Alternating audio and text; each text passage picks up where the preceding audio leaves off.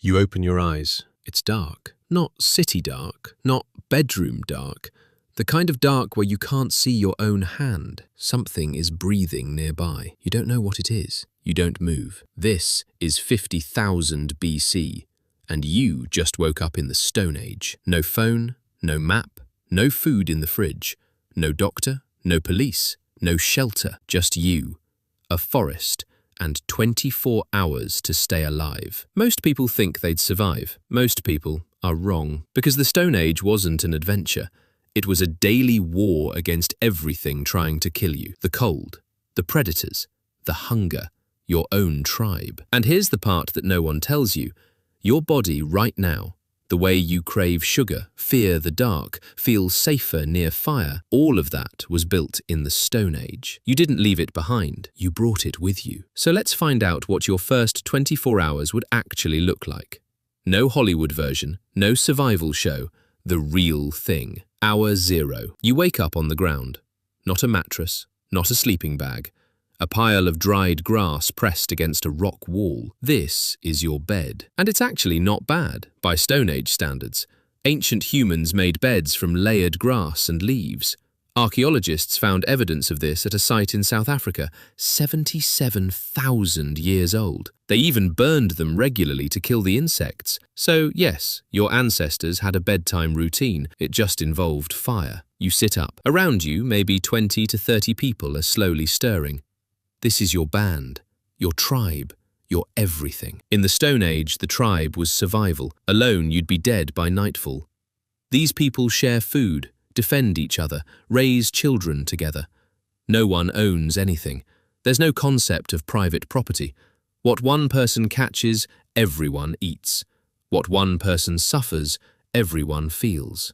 The first decision of your day? Which direction to move, because you don't have a home. Not a permanent one. Your band moves constantly, following animals, following water, following seasons. Today, the elder looks at the sky, sniffs the air, points east. Everyone starts moving east. No debate, no vote. That's leadership in the Stone Age. Now here's where your morning gets difficult. You're hungry, and there's nothing to eat yet.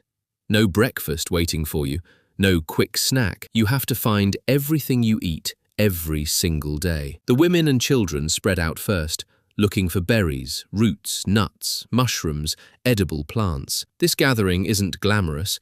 It's hours of walking, crouching, digging with bare hands in cold dirt. But here's a fact that surprises most people. Gathering was actually more important than hunting. Up to 70% of a Stone Age diet came from plants, not from dramatic mammoth hunts, from berries and bugs and roots. Yes, bugs. Insects were protein, easy to find, easy to catch. Your ancestors ate them without a second thought.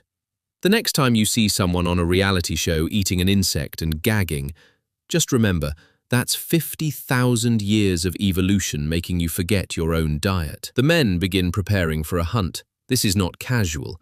It takes planning, patience, strategy. Stone Age humans were not mindless brutes.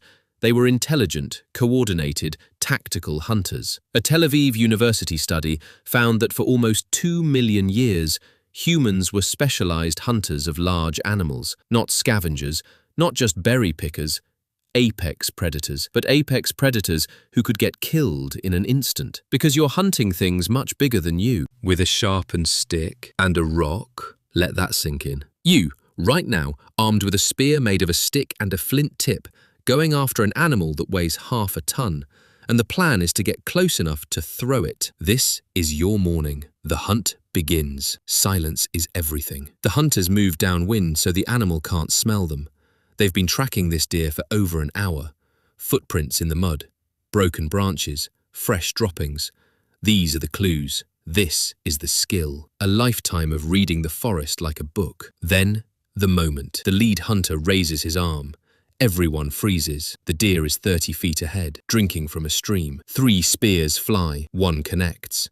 The animal runs, but it's wounded. Now comes the part they never show in movies. You chase it, for miles. Persistence hunting, running an animal until it collapses from exhaustion.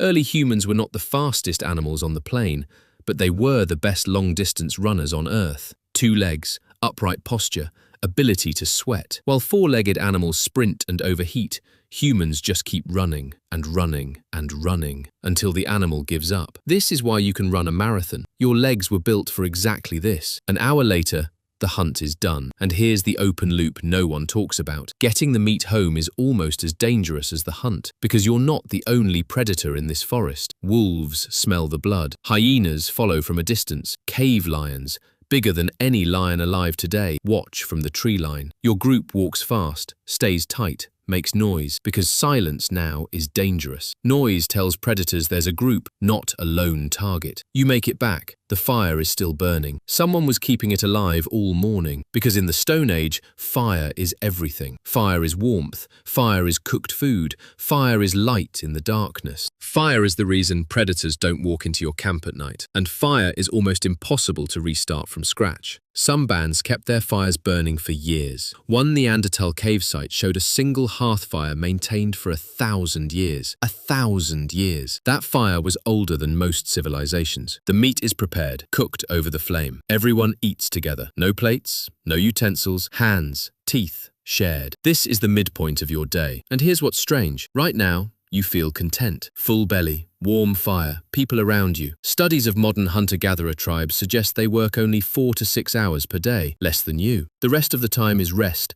socializing, storytelling, music. You have more free time than a modern office worker. Let that uncomfortable thought sit for a moment. After the meal, the afternoon belongs to making things. Tools, weapons, clothing. Stone Age humans used over 100 different types of tools. Knives, scrapers, needles made from bone, hooks for fishing. Making a flint blade requires real skill. You have to strike the stone at a precise angle to get the right edge. Done wrong, you slice your own hand open. Done right, you have a blade sharper than most modern kitchen knives. The children what? Learn, copy. No school, no textbooks, just watching elders and doing. Now the sun is starting to go down, and this is when the Stone Age gets genuinely terrifying, because nightfall changes everything. The predators that stayed at a distance during the day, they become bolder in the dark. Cave lions, leopards, giant hyenas, animals that have been watching your camp all day, waiting. Your group gathers tightly around the fire. 2 people will stay awake all night on watch, taking turns every few hours. Bad night vision is actually one of humanity's biggest weaknesses. Most predators see perfectly in the dark. You don't. The fire is your only advantage. But here's a surprising twist. Nighttime around the fire wasn't only fear, it was also the richest social time of the day. Modern studies of hunter-gatherer tribes